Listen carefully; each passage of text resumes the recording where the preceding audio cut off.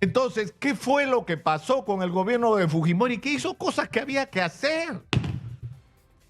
Él o quien fuera quien estuviera en el gobierno. No podíamos seguir con esa hiperinflación. El Banco Central de Reserva no podía seguir siendo una máquina de emisión de billetes para cubrir las necesidades de la sociedad de una manera artificial. Yo creo que está absolutamente claro para todos, bueno, excepto tal vez para los propios políticos, ¿no? Que no vamos a ninguna parte, me refiero a ninguna parte como país, no tenemos ningún destino cierto si lo dejamos en manos de los políticos, de los que hoy hacen la política, porque ya sabemos lo que son. Entonces, es absolutamente necesario, es indispensable que no solamente nos limitemos a decirle las cosas claras a los políticos sobre lo que son,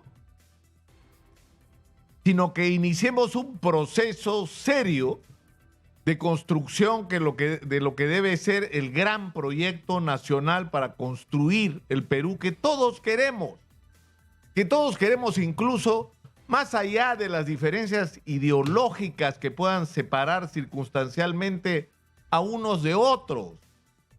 Es decir, hay objetivos comunes como país que son compartidos por todos en el momento en que se pone sobre la mesa de discusión los problemas reales y las alternativas que hay que dar a lo mismo y las oportunidades que tenemos y cómo aprovecharlas. De repente, cuando uno empieza esa discusión, se da cuenta de que no importa quiénes sean los interlocutores, mientras estos representen a alguien en la sociedad, mientras sean académicos honestos, mientras sean emprendedores, mientras sean empresarios comprometidos con su país, mientras sean líderes sociales, vamos a coincidir en lo que hay que hacer. Lo que nos impide el tapón que impide pasar de esta situación de extraordinarias oportunidades por enésima vez como país, ¿no? Y la absoluta incapacidad, incompetencia de la clase política y su corrupción, es decir, esta contradicción entre cómo podemos tener algo tan grande en las manos y no ser capaces de hacerlo, es porque hemos dejado en las manos equivocadas la capacidad de decisión. Pero yo creo que por eso es tan importante que en el Perú, es decir, porque de lo que estamos hablando no es de problemas ni de indignación, estamos hablando de ideas. ¿Cuáles son las ideas con las que vamos a conducir el destino del país? Y en el Perú se ha discutido muy poco de ideas en los últimos años. Y yo quiero, y no manejamos con responsabilidad y con seriedad la información de qué es lo que tenemos, qué es lo que tiene valor y qué es lo que no. Entonces, lo que yo les propongo, el esfuerzo que yo estoy tratando de hacer hace muchísimo tiempo desde este espacio, es dejemos de lado el fango, dejemos de lado la polarización y empecemos a discutir no solo los problemas reales, sino las soluciones reales para los problemas del país y busquemos los mecanismos que nos permitan escoger a los mejores para que se hagan cargo de la conducción del país, de tomar las riendas de nuestro destino como nación. Pero insisto en que esto tiene que partir de entender lo que nos ha pasado, por Dios. Ya nos olvidamos. Exitosa. ¿Ustedes saben cuánto fue la inflación en el Perú el año 1990, cuando terminó el primer gobierno Alan García? Les voy a dar el número. 7.649 y pico, 7.650% anual. Según el Instituto Peruano de Economía, en esos días, ellos calculaban que con una inflación aproximada de 400% mensual, más o menos cada 12, 13 días, para que se den una idea, sobre todo los jóvenes, que van a votar y que van a ser determinantes y que además van a tener que cargar sobre sus hombros la conducción del destino del país. Cada 12, 13 días las cosas costaban no 10%, no, el doble, el doble. La economía estaba simplemente quebrada. Éramos unos apestados, nadie quería poner $1 porque encima éramos un país perro muertero que no pagaba sus deudas, la deuda externa ni la deuda interna, los jubilados. No, es decir, los niveles de corrupción habían llegado a límites simplemente extremos. El aparato del Estado era un instrumento, una especie de agencia de empleos, ¿no? Donde te contrataban no en función de tus capacidades y cualidades para ejercer el cargo, sino por tus compromisos políticos y tus enganches. Es decir, la situación era catastrófica. Ningún gobierno en la historia de Sudamérica se ha parecido tanto al del chavismo como el primer gobierno de Alan García. Y eso es verdad, y de eso felizmente logramos salir. Y yo sé que esto supone un gran esfuerzo sobre la gente que es rabiosamente antifujimorista. Sí, sí señor, Fujimori hizo cosas que debían hacerse en ese momento y que ni siquiera las propuso exitosa. Él, porque no llevó a la práctica sus ideas, llevó a la práctica a media con su propia interpretación de lo que fue el proyecto del Movimiento Libertad, que fue tal vez el esfuerzo más significativo, y yo no soy un ultraliberal ni nada por el estilo, y podría hacerlo, pero el mérito que tuvo el Movimiento Libertad fue reunir no solamente a gente que no tenía experiencia política, pero que estaba comprometida con su país, que tenía ideas sobre cómo enfrentar los problemas del país y que estaba dispuesta a comprarse el pleito de construir el país y de generar una nueva clase política en el Perú. Y eso lo que produjo no fue solo la reunión de gente que nunca antes había hecho política, sino la generación de un movimiento que, según las encuestas, ganaba en primera vuelta con el 70% de los votos las elecciones. Si el señor Vargas Llosa hubiera tenido la inteligencia de ir solo a las elecciones y no aliándose con el pasado, con el PPC y Acción Popular como hizo. Y si no se hubiera vuelto a equivocar cuando perdió las elecciones ante Fujimori, y en vez de sostener el Movimiento Libertad como un partido poderoso que peleara por sus ideas, que siguiera reclutando sobre todo a la gente más joven y que le diera al país una perspectiva distinta, simplemente se fue, renunció, no le gustó lo que había pasado y el Movimiento Libertad terminó desapareciendo. Entonces, ¿qué fue lo que pasó con el gobierno de Fujimori? Que hizo cosas que había que hacer. Él o quien fuera quien estuviera en el gobierno. No podíamos seguir con esa hiperinflación. El Banco Central de Reserva no podía seguir siendo una máquina de emisión de billetes para cubrir las necesidades de la sociedad de una manera artificial, generando inflación y generando y extendiendo la pobreza de una manera simplemente insoportable. No podía seguir manejándose la economía de esa manera con empresas públicas absolutamente ineficientes y corruptas. Y ahí también en las soluciones se cometieron errores. Estuvo muy bien independizar al Banco Central de Reserva como es hoy, que los políticos no le pueden meter la mano, sino que nos cuida las espaldas financieras y económicas como sociedad. Estuvo muy bien el proceso de privatización, estuvo muy mal como se hizo. Regalamos empresas públicas, privatizamos empresas que no debieron ser privatizadas. Es decir, se hizo la cosa a la loca porque pero la razón es bien simple. No era su plan. Se estaban robando un plan ajeno para hacerlo. Pero sobre todo, es decir, se abrió la economía y eso estuvo muy bien. Abrir la economía al mundo. Se pagó la deuda externa y se programó el cumplimiento de obligaciones y estuvo muy bien, pero estuvo muy mal no hacer lo mismo con la deuda interna, con los jubilados, con los fonavistas. Esta historia de los fonavistas viene desde allá. No ha aparecido ahorita. Entonces, se hicieron cosas importantes que transformaron la vida nacional, que atrajeron la inversión extranjera, por ejemplo, pero que nos enfrentamos en ese momento, aunque parezca mentira, a los mismos problemas de hoy que yo en estos días que he estado fuera y he estado tratando de investigar un poco sobre nuestra historia, son los mismos problemas que tuvimos hace 200 años. No tener un proyecto nacional. Es decir, abrimos la inversión, gringo, canadienses, franceses, españoles, mexicanos, chinos, traigan su plata al Perú. Ya, pero ¿cuál es nuestra propuesta? ¿Qué queremos hacer con nuestros propios recursos? Ni idea, ni idea. ¿Cuál va a ser el papel que le asignamos al Perú en el concierto de la economía mundial? Solo Dios sabe, nosotros no. Y así enfrentamos la situación y pese a todos los errores y deficiencias, la certeza, es decir, la corrección de algunas medidas que permitieron una revolución en la vida nacional. La inflación desapareció, no sabemos lo que es la inflación los peruanos hace décadas.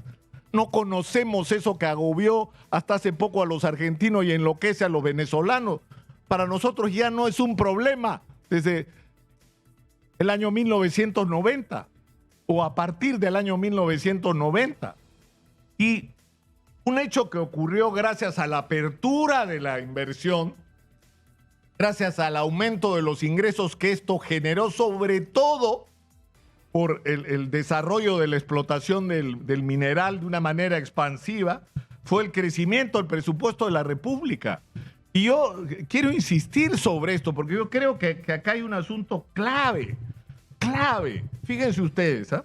No lo voy a comparar con el año 89, porque a los soles actuales, si el presupuesto último de Alan García llegaba a los 2 millones de soles, 2 millones, ¿ah?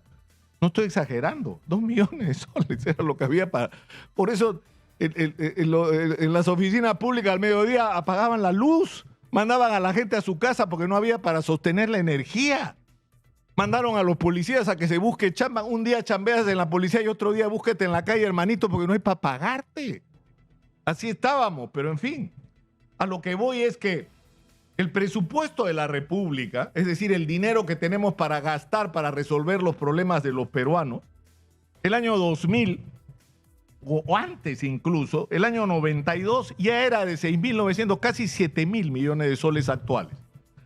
El año 95 ya estaba en 21.840 millones de soles. El año 99 era 31.947. El año 2000 era 34.000. Y no la voy a hacer larga. En este momento es 240.000, más de 240.000 millones de soles, por Dios. Tenemos 7 veces más plata que hace 23 años. 7 veces. Entonces, y sin plan, ¿ah? Sin un proyecto nacional, simplemente como resultado de que los minerales suben, de que hay inversión sobre todo minera, lo cual se ha sumado a la agroexportación y ya ha mantenido la pesca, y alguito hemos tenido de turismo, pero hemos tenido ingresos que han permitido que se multiplique la capacidad de gasto del Estado peruano para resolver la situación de nuestros ciudadanos. Y miren cómo estamos. Es una vergüenza, uno cruza la frontera peruana hacia cualquier lado y da vergüenza el estado en el que estamos. ¿Y por qué estamos así? Porque ha primado la dedocracia, ha privado la improvisación, ha privado la manipulación política en el manejo de los recursos públicos y ha primado la corrupción cada vez más, de una manera cada vez más descarada, cada vez más desembosada, cada vez más explícita. El ejercicio de la política se ha convertido en la vía para tomar el control del aparato del Estado y robarse todo lo que sea posible. La política se ha convertido cada vez más en una actividad delictiva en el Perú, en una forma de organización criminal. Yo decía hace unos días, así como hay gente que se junta para secuestrar y son una organización criminal de secuestradores, hay gente que se junta para hacer un partido, una agrupación, un movimiento. ¿Para qué? Para chorearse el gobierno local, regional o nacional. Son igual de delincuentes. Entonces, si no empezamos a cambiar esto, es decir, si no somos conscientes, y fíjense ustedes, eso es uno de los grandes defectos de Fujimori, ¿eh? Porque yo creo que hay que, en el tema Fujimori ya fue. Él no se ha dado cuenta, ni se quiere dar cuenta, pero ya fue. Ingeniero Fujimori, si usted hubiera sido electo, y yo sé que me está escuchando, si hubiera sido electo senador cuando lanzó su candidatura desde Chile, no le hubiéramos visto la nariz. Porque usted reclamó la nacionalidad japonesa. Usted regresó al Perú porque no le quedaba otra. Bueno, porque lo extraditaron, dicho sea de paso. Pero se acordó que era peruano porque no le quedaba otra, porque en Japón la política le cerró las puertas. Esa es la verdad. Su rol en la historia fue el que fue, punto, se acabó y vamos a las cosas nuevas. Vamos a recoger las cosas que este señor hizo bien, vamos a corregir lo que hizo mal, pero sobre todo hay que hacer lo que no hizo. Por Dios, ¿por qué es tan difícil esta reflexión? Que no puede ser fanática, no puede ser enfermiza, no puede ser... No sé por qué nos cuesta tanto. Y lo mismo había que hacer en su momento con Velasco, ¿ah? Porque Velasco hizo cosas que había que hacer, el problema es que las hizo mal. Había que hacer reforma de la educación, le hizo mal. Había que hacer reforma agraria, la hizo mal. ¿Ah? Había que hacer reforma y proyecto industrial y lo hizo mal. Entonces, yo creo que estamos en un momento realmente decisivo de nuestra historia nacional. Y que lo que tiene que pasar hoy es algo que no ha pasado nunca. Que la sociedad peruana empiece a organizarse, a agruparse y a ofrecerle una alternativa a los ciudadanos. Y no estoy hablando de políticos. Yo creo que la sociedad industrial, la CGTP, la Cámara Peruana de la Construcción, la Federación de Construcción Civil, los gremios de las cámaras de comercio de todo el país, las juntas de usuarios de riego, las asociaciones de agricultores, los emprendedores que mueven el 80% de la economía, que dicho sea de paso, la mayor parte de ellos están representados en la Sociedad Nacional de Industria.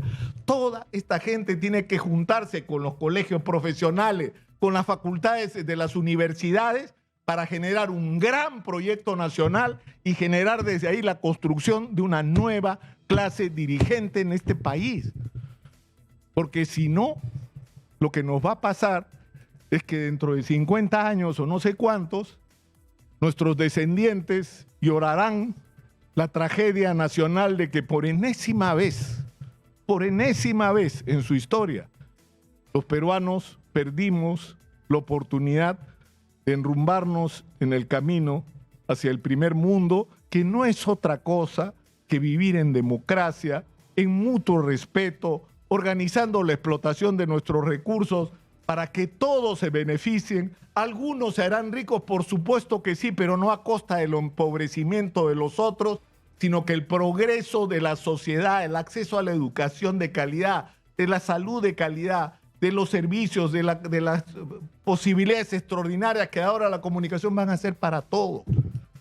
No es tan complicado que empezamos a hacer alguna vez, y después de más de 200 años de habernos proclamado como república, hacer lo que hace rato debimos hacer. No tenemos derecho, sobre todo los que somos más grandes, no tenemos derecho a permitir que otra vez ocurra en el Perú lo que ya sabemos que ocurrió tantas veces y en qué termina, en la desgracia nacional que estamos viviendo el día de hoy.